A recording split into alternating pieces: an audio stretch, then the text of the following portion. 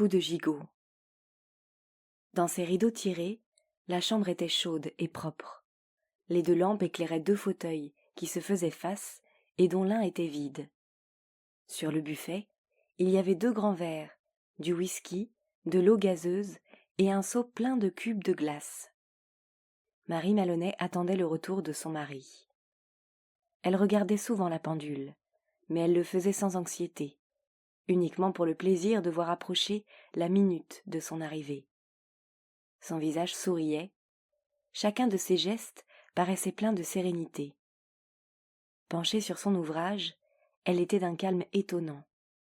Son teint, car c'était le 6e mois de sa grossesse, était devenu merveilleusement transparent. Les lèvres étaient douces, et les yeux au regard placide semblaient plus grands et plus sombres que jamais. À 5h moins 5, elle se mit à écouter plus attentivement. Et, au bout de quelques instants, exactement comme tous les jours, elle entendit le bruit des roues sur le gravier. La porte de la voiture claqua, les pas résonnèrent sous la fenêtre, la clé tourna dans la serrure.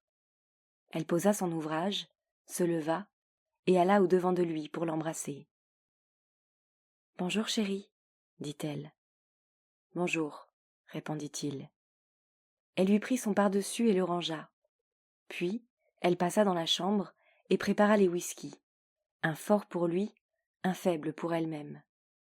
De retour dans son fauteuil, elle se remit à coudre, tandis que lui, dans l'autre fauteuil, tenait son verre à 2 mains, le secouant en faisant teinter les petits cubes de glace contre la paroi.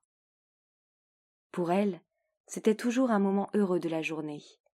Elle savait qu'il n'aimait pas beaucoup parler avant d'avoir fini son premier verre. Elle-même se contentait de rester tranquille, se réjouissant de sa compagnie après les longues heures de solitude. La présence de cet homme était pour elle comme un bain de soleil.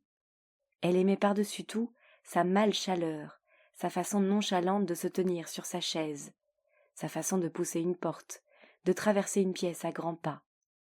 Elle aimait sentir se poser sur elle son regard grave et lointain. Elle aimait la courbe amusante de sa bouche, et surtout cette façon de ne pas se plaindre de sa fatigue, de demeurer silencieux, le verre à la main. « Fatiguée, chérie ?»« Oui, dit-il, je suis fatigué. » Puis, il fit une chose inhabituelle. Il leva son verre à moitié plein et avala tout le contenu. Elle ne l'épiait pas réellement, mais le bruit des cubes de glace retombant au fond du verre vide retint son attention. Au bout de quelques secondes, il se leva pour aller se verser un autre whisky. « Ne bouge pas, j'y vais !» s'écria-t-elle en sautant sur ses pieds. « Rassieds-toi, » dit-il. Lorsqu'il revint, elle remarqua que son second whisky était couleur d'ambre foncé. « Chérie, veux-tu que j'aille chercher tes pantoufles ?»« Non. » Il se mit à siroter son whisky. Le liquide était si fortement alcoolisé qu'elle put y voir monter des petites bulles huileuses. « C'est tout de même scandaleux, dit-elle, qu'un policier de ton rang soit obligé de rester debout toute la journée. » Comme il ne répondait pas, elle baissa la tête et se remit à coudre. Mais chaque fois qu'il buvait une gorgée, elle entendait le tintement des cubes de glace contre la paroi du verre. « Chérie, dit-elle, veux-tu un peu de fromage ? Je n'ai pas préparé de dîner puisque c'est jeudi. »« Non, dit-il. »« Si tu es trop fatiguée pour dîner dehors, reprit-elle, il n'est pas trop tard. Il y a de la viande dans le réfrigérateur. Tu pourrais manger ici même, sans quitter ton fauteuil. » Ses yeux attendirent une réponse, un sourire, un petit signe quelconque, mais il demeura inflexible. « De toute façon, dit-elle, je vais commencer par t'apporter du fromage et des gâteaux secs. »« Je n'y tiens pas, dit-il. » Elle s'agita dans son fauteuil, ses grands yeux toujours posés sur lui. « Mais tu dois dîner. Je peux tout préparer ici. Je serais très contente de le faire. Nous pourrions manger du rôti d'agneau ou du porc. Ce que tu voudras. Tout est dans le réfrigérateur. »« N'y pense plus, dit-il. »« Mais chérie, il faut que tu manges. Je vais préparer le dîner, et puis tu mangeras ou tu ne mangeras pas. Ce sera comme tu voudras. » Elle se leva et posa son ouvrage sur la table, près de la lampe. « Assieds-toi, dit-il. J'en ai pour 1 minute, assieds-toi. » C'est alors seulement qu'elle commença à s'inquiéter. « Assieds-toi, répéta-t-il. » Elle se laissa retomber lentement dans son fauteuil, ses grands yeux étonnés toujours fixés sur lui. Il avait fini son second whisky et regardait le fond de son verre vide en fronçant les sourcils. « Écoute, dit-il, j'ai quelque chose à te dire. »« Quoi donc, chérie, qu'y a-t-il » À présent, il se tenait absolument immobile, la tête penchée en avant. La lampe éclairait la partie supérieure de son visage, laissant la bouche et le menton dans l'ombre. Elle remarqua le frémissement d'un petit muscle près du coin de son œil gauche. « Je crains que cela te fasse un petit choc, mais j'ai longuement réfléchi, pour conclure que la seule chose à faire, c'était de te dire la vérité. J'espère que tu ne me blâmeras pas trop. » Et il lui dit ce qu'il avait à lui dire. Ce ne fut pas long, 4 ou 5 minutes au plus. Pendant son récit, elle demeura assise. Saisie d'une sourde horreur, elle le vit s'éloigner un peu à chaque mot qu'il prononçait. « Voilà, c'est ainsi, » conclut-il. « Et je sais que je te fais passer un mauvais moment, mais il n'y avait pas d'autre solution. Naturellement, je te donnerai de l'argent, et je ferai le nécessaire pour que tu ne manques de rien. Inutile de faire des histoires. J'espère qu'il n'y en aura pas. Ça ne faciliterait pas ma tâche. » Sa première réaction était de ne pas y croire. Tout cela ne pouvait être vrai. Il n'avait rien dit de tout cela. C'est elle qui avait dû tout imaginer. Peut-être, en refusant d'y croire, en faisant semblant de n'avoir rien entendu, se réveillerait-elle de ce cauchemar et tout rentrerait dans l'ordre. Elle eut la force de dire « Je vais préparer le dîner. » Et cette fois il ne la retint pas. En traversant la pièce, elle eut l'impression que ses pieds ne touchaient pas le sol. Elle ne ressentit rien, rien excepté une légère nausée. Tout était devenu automatique. Les marches qui la conduisaient à la cave, l'électricité, le réfrigérateur, sa main qui y plongea pour attraper l'objet le plus proche. Elle le sortit, le regarda. Il était enveloppé. Elle retira le papier. C'était un gigot d'agneau. Bien, il y aurait du gigot pour dîner. Tenant à 2 mains le bout de l'os, elle remonta les marches. Et, lorsqu'elle traversa la salle de séjour, elle aperçut son mari, de dos, debout devant la fenêtre. Elle s'arrêta. « Pour l'amour de Dieu, dit-il sans se retourner, ne prépare rien pour moi. Je sors. » Alors, Marie Maloney fit simplement quelques pas vers lui, et, sans attendre, elle leva le gros gigot aussi haut qu'elle put au-dessus du crâne de son mari, puis cogna de toutes ses forces. Elle aurait pu aussi bien l'assommer d'un coup de massue. Elle recula. Il demeura miraculeusement debout pendant quelques secondes, en titubant un peu, puis il s'écroula sur le tapis. Dans sa chute qui fut violente, il entraîna un guéridon. Le tintamarre aida Marie Maloney à sortir de son état de demi-inconscience, à reprendre contact avec la réalité. Étonnée et frissonnante, serrant toujours de ses 2 mains son ridicule gigot, elle contempla le corps.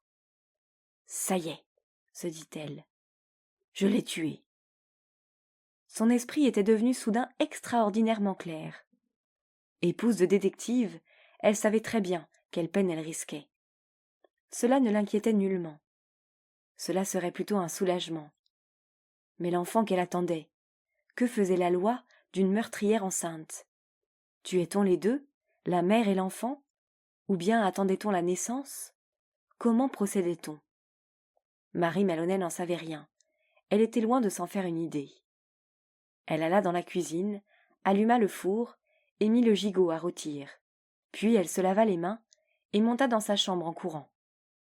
Là, elle s'assit devant sa coiffeuse, se donna un coup de peigne, se repoudra et mit un peu de rouge à lèvres. Elle tenta de sourire. Le résultat fut lamentable. Elle fit une nouvelle tentative. « Bonjour Sam » dit-elle joyeusement à haute voix. La voix comme le sourire lui parvut dépourvue de naturel. Pourriez-vous me donner quelques pommes de terre et puis une boîte de petits pois ?» Cela allait mieux, pour le sourire et pour la voix. Elle répéta plusieurs fois son petit texte, puis elle descendit, prit son manteau, sortit par la petite porte, traversa le jardin pour se trouver dans la rue. Il n'était pas tout à fait 6 heures, et l'épicerie était encore éclairée. « Bonsoir, Sam », dit-elle joyeusement à l'homme qui se trouvait derrière le comptoir. « Bonsoir, madame Maloney. Comment allez-vous ? Pourriez-vous me donner quelques pommes de terre ? Et puis une boîte de petits pois. » L'homme lui tourna le dos pour descendre du rayon la boîte de petits pois. « Patrick a décidé de ne pas sortir ce soir. Il est trop fatigué, dit-elle. D'habitude nous sortons le jeudi soir, vous savez bien, et je m'aperçois que je n'ai pas de légumes à la maison. »« Et de la viande, madame Maloney, vous n'en prenez pas ? » ?»« Non merci, j'en ai. J'ai un beau gigot congelé. »« Ah ! Au fond, je n'aime pas tellement faire cuire de la viande congelée, Sam, mais cette fois, je vais essayer. Qu'en pensez-vous ? » ?»« Personnellement, dit le commerçant, je ne crois pas qu'il y ait une différence. Voulez-vous de ces pommes de terre de l'Idaho ? » ?»« Oh oui, ça ira très bien. »« Et avec ça ? » demanda l'épicier en souriant. « Comme dessert, qu'allez-vous lui donner comme dessert ? » ?»« Eh bien, que me conseillez-vous, Sam ? » L'épicier passa en revue ses rayons. « Ce beau gâteau au fromage, par exemple. Je crois savoir qu'il aime ça. »« Parfait, dit-elle. Il adore le gâteau au fromage. » Puis, après avoir payé, elle dit avec un sourire radieux. « Merci, Sam. Bonsoir. »« Bonsoir, madame Maloney, et merci. » Dans la rue, elle pressa le pas. Elle se dit qu'elle allait retrouver son mari qui l'attendait à la maison. Elle se dit encore qu'il fallait bien réussir le dîner, parce que le pauvre homme était fatigué. Alors, si, en rentrant, elle allait trouver quelque chose d'insolite, de tragique ou d'épouvantable, elle serait tout naturellement bouleversée, elle deviendrait folle de chagrin et de terreur. Elle rentrait chez elle, simplement, comme n'importe quel autre jour, après avoir fait ses provisions. C'est madame Maloney qui vient d'acheter des légumes et qui rentre à la maison un jeudi soir. Elle rentre chez elle, où l'attend son mari. Elle va préparer un bon repas. C'est la seule chose à faire, se dit-elle, me conduire avec naturel et simplicité. Être naturelle, comme ça, pas besoin de jouer la comédie. C'est donc en fredonnant un petit air joyeux qu'elle entra dans sa cuisine par la petite porte. « Patrick !» cria-t-elle. « J'arrive !» Elle posa son paquet sur la table et passa dans la salle de séjour.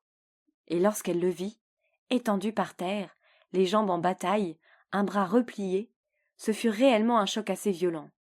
Elle sentit rejaillir en elle tout un torrent d'amour perdu, de tendresse ancienne. Elle courut vers le corps, tomba à genoux et se mit à pleurer à chaudes larmes. C'était facile, pas nécessaire de jouer la comédie. Au bout de quelques minutes, elle se leva et alla au téléphone. Elle savait par cœur le numéro du poste de police, et lorsqu'elle entendit une voix au bout du fil, elle dit en pleurant : « Venez vite, Patrick est mort !»« Qui est à l'appareil ? » ?»« C'est madame Maloney, la femme de Patrick Maloney. »« Vous voulez dire que Patrick est mort ? » ?»« Je le pense, sanglota-t-elle. Il est étendu par terre et je crois qu'il est mort. » « On arrive, dit la voix. Le car arriva en effet très vite, et lorsqu'elle ouvrit la grande porte, elle tomba tout droit dans les bras de Jack Newman, en pleurant avec hystérie. Il l'aida gentiment à s'asseoir sur sa chaise, puis il alla rejoindre son collègue, qui venait de s'agenouiller près du corps. « Est-il mort ?»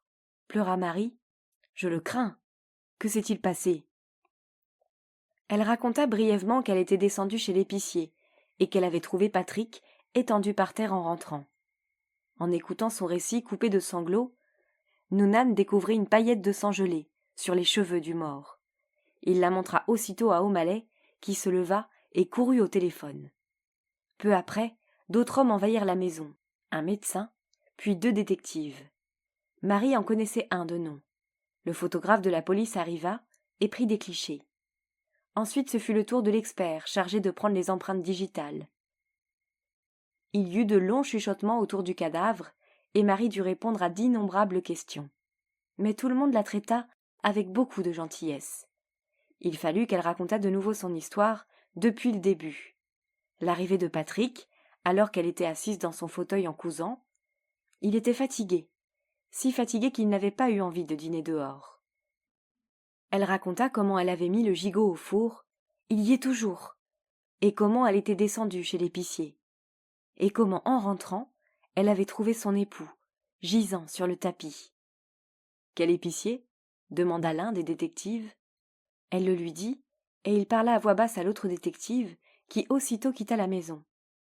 Il revint au bout d'une quinzaine de minutes avec une page de notes. Il y eut d'autres chuchotements, et, à travers ses sanglots, elle put capter des bribes de phrases. Comportement absolument normal, très enjoué.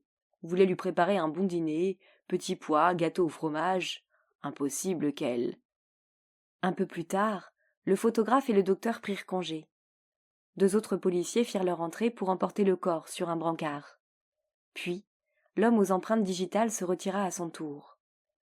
Les 2 détectives restèrent, ainsi que les 2 agents. Ils étaient tous remarquablement gentils, et Jacques Nounan voulut savoir si Marie n'avait pas envie de quitter la maison, d'aller par exemple chez sa sœur, ou peut-être chez sa femme à lui, qui lui prendrait soin d'elle. Ils étaient tous remarquablement gentils, et Jacques Nounan voulut savoir si Marie n'avait pas envie de quitter la maison, d'aller par exemple chez sa sœur, ou peut-être chez sa femme à lui, qui prendrait soin d'elle et qui l'accueillerait volontiers pour la nuit. Non, dit-elle. Elle lui expliqua qu'elle ne se sentait pas la force de bouger, qu'elle aimerait mieux rester où elle était pour l'instant, qu'elle ne se sentait pas bien du tout. Jacques Nounan lui demanda alors si elle ne voulait pas se mettre au lit. Non, répondit-elle encore. Elle préférait rester dans son fauteuil. Un peu plus tard, peut-être. Quand elle se sentirait mieux, elle prendrait une décision. Ainsi ils l'abandonnèrent dans son fauteuil pour aller fouiller la maison.